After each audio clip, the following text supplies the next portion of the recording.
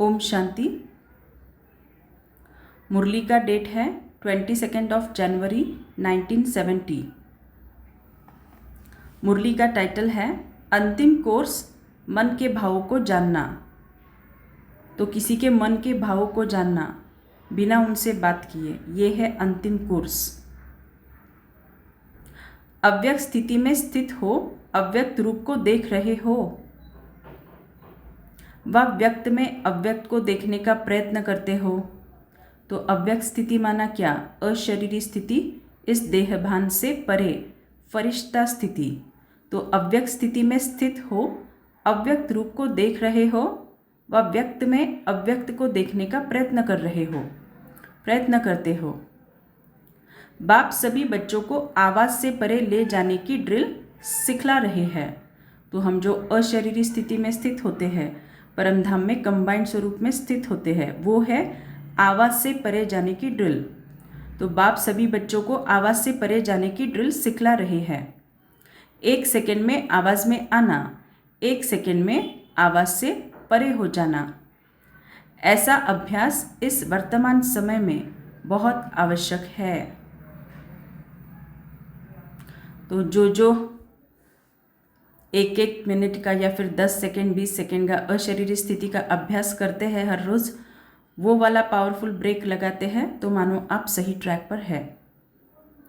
जैसे जैसे रूहानी स्थिति में स्थित होते जाएंगे, वैसे वैसे रूह की बात को ऐसे ही सहज और स्पष्ट जान लेंगे।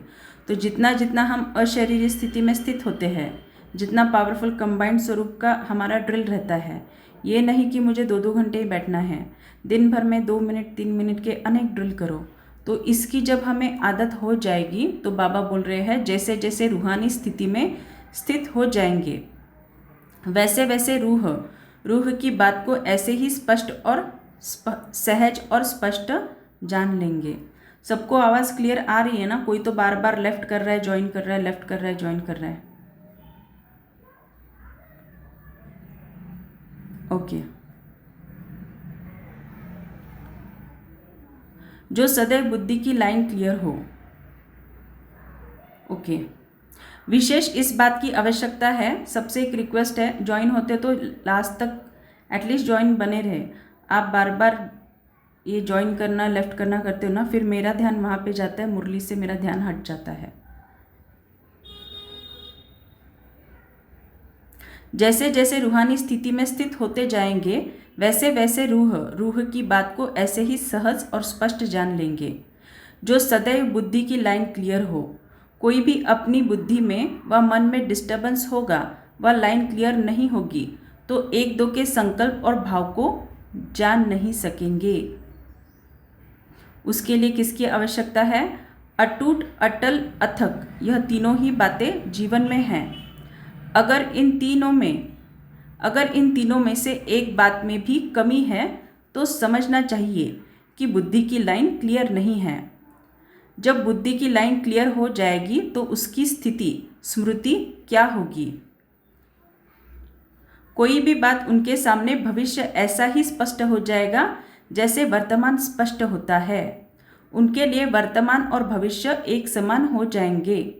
तो जिसकी लाइन जितनी क्लियर, उतना उसको भविष्य का आभास होता जाएगा, नंबरवार पुरुषार्थ अनुसार। तो उनकी बुद्धि और उनकी दृष्टि टेलीविजन की भांति सभी बातें स्पष्ट देखेगी और जानेगी।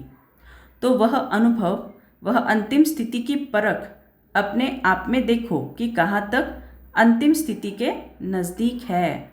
तो अगर ये स्थिति जल्द से जल्द बनानी है, तो उसके लिए एक सिंपल पुरुषार्थ है, लोगों के साथ फ़ोन पे बिना वजह गप्पे मारना बंद करना।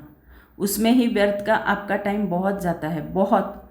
और जब फ़ोन रख देते हैं ना, तो तब अपने आप से पूछना कि मैंने इस फ़ोन कॉल में से हासिल क्या किया। आपको आंसर आएगा कि व्यर्थ ही हासिल किया, दूसरा कुछ नहीं। इस रीति जब सर्वशक्तिवान ज्ञान सूर्य के साथ अटूट संबंध है, तो अपने आप में भी ऐसे ही हर बात स्पष्ट देखने में आएगी। सदैव शुभ चिंतक और शुभ चिंतन में रहना, शुभ चिंतन और शुभ चिंतक, यह 2 बातें सदैव याद रखना। शुभ चिंतन से अपनी स्थिति बना सकेंगे, तो जिससे आपको हिसाब किताब आ रहा है उसके लिए शुभ चिंतन करना, सिर्फ योग में बैठने के बाद नहीं। असली शुभ चिंतन की चेकिंग तब होती है जब आप योग से उठते हो और दिन भर में काम काज करते हुए उस आत्मा के लिए व्यर्थ क्रिएट करते हो या समर्थ संकल्प क्रिएट करते हो, वहाँ पे आपकी असली चेकिंग होती है। तो सदैव शुभ चिंतक और शुभ चिंतन में रहना, शुभ चिंतन और शुभ चिंतक, यह दो बातें सदैव याद रखना। शुभ चिंतन से अपनी स्थिति बना सकेंगे और शुभ चिंतक बनने से अनेक आत्माओं की सेवा करेंगे।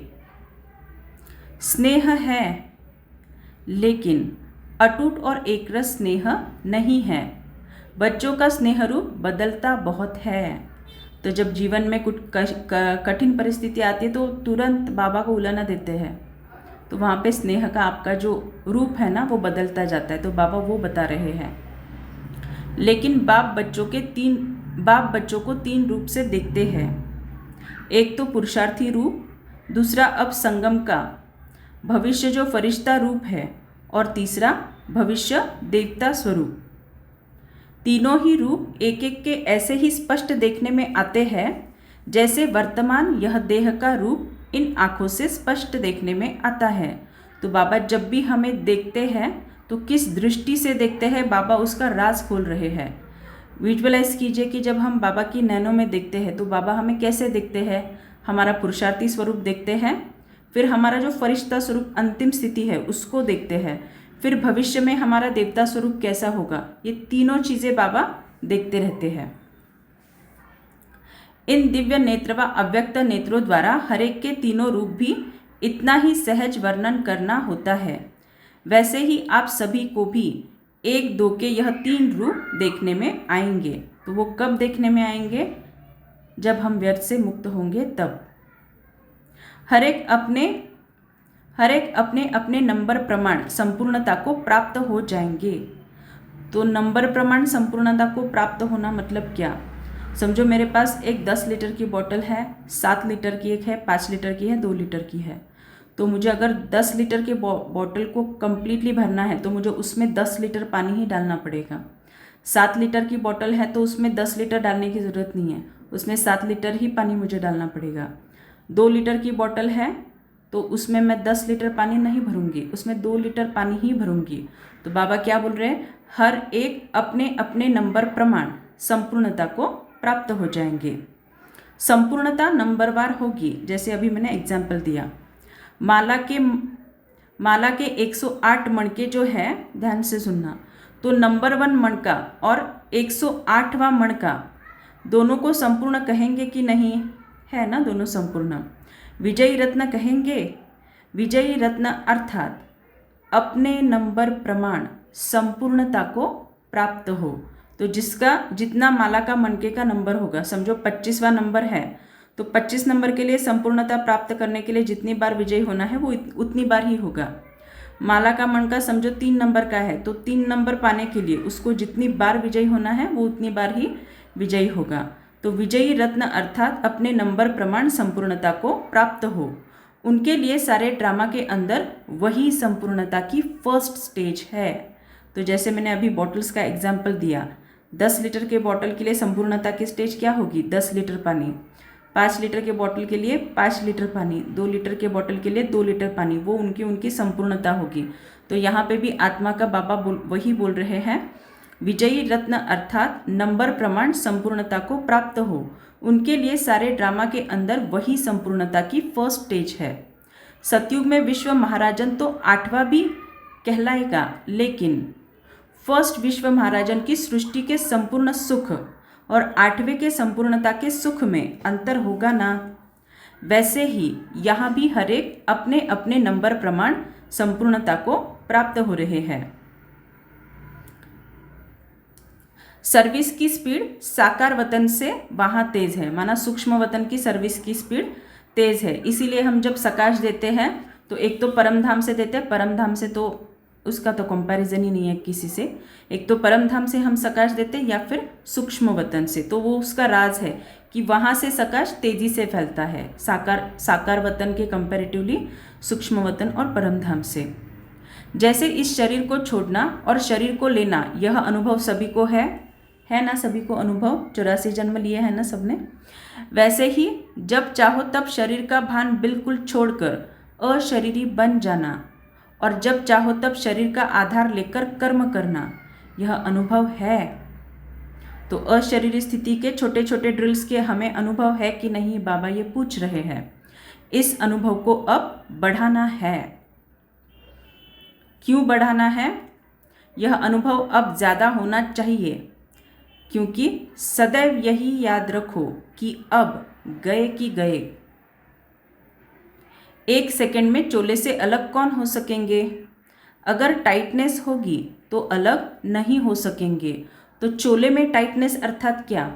ये जो संबंध संपर्क के आपके हिसाब किताब है ना, बार बार आपको खींचते हैं, आप बार बार दुखी होते हो, बार बार सोचते हो कि इसको क्या सकाश दूँ कि ये शांत हो जाए। ये जो आपके मन में चलता है ना चिंतन, ये शुभ चिंतन नहीं है, ये चिंता वाली चिंतन है। तो ये चिंता वाली चिंतन से ही आपके इस शरीर रूपी चोले में टाइटनेस आती है। तो अगर टाइटनेस होगी तो अलग नहीं हो सकेंगे। अगर अपने संस्कारों में कोई भी ईजीपन नहीं होगा तो फिर अशरीरीपन का अनुभव कर नहीं सकेंगे। देखो बाबा ने क्लियरली आंसर दिया है। जो भी मुझे बोलता है कि हमें अशरीरी स्थिति में स्थित होना नहीं आता, उसका रीज़न बाबा ने क्या बताया? संस्कारों में कोई ईजीपन नहीं है। माना संस्कारों को अगर आप मोल्ड नहीं करते तो आप अशरीरी में ईजिली स्थित नहीं हो पाएंगे। सुनाया था ना कि क्या बनना है? ईजी और अलर्ट। यह कभी भी नहीं बोलना कि पुरुषार्थ करेंगे, देखेंगे, नहीं। जो लास्ट आए हैं उनको यही सोचना है कि हम फर्स्ट जाएंगे। अगर फास्ट का लक्ष्य रखेंगे तो पुरुषार्थ भी ऐसे ही होगा। इसीलिए कभी भी यह नहीं सोचना कि हम लोग तो पीछे आए हैं तो प्रजा बन जाएंगे। नहीं, पीछे आने वालों को भी अधिकार है राज्य पद पाने का। अव्यक्त मुलाकात भी मिलन ही है। इसीलिए सभी को यह निश्चय रखना है कि हम राज्य पद लेकर ही छोड़ेंगे। तो जितना जितना हम सूक्ष्म वतन में और परम धाम में बाबा के साथ मिलन बनाते हैं, योग करते हैं, तो बाबा बोल रहे कि वो भी अव्यक्त मिलन की तरह ही है। जैसे हम सीजन में अव्यक्त मिलन करते हैं, उसका जो अनुभव है वही अनुभव आपको सूक्ष्म वतन और परम धाम में करना है। इसीलिए सभी को यही निश्चय रखना है कि हम राज्य पद लेकर ही छोड़ेंगे। हम नहीं बनेंगे तो कौन बनेंगे? कोटों में कोई कौन सी आत्माएं गिनी जाती है? ऐसे कोटों में से कोई हम आत्माएं ड्रामा के अंदर है। यह अपना निश्चय नहीं भूलना। अच्छा, ओम शांति। दूसरी मुरली देखते हैं।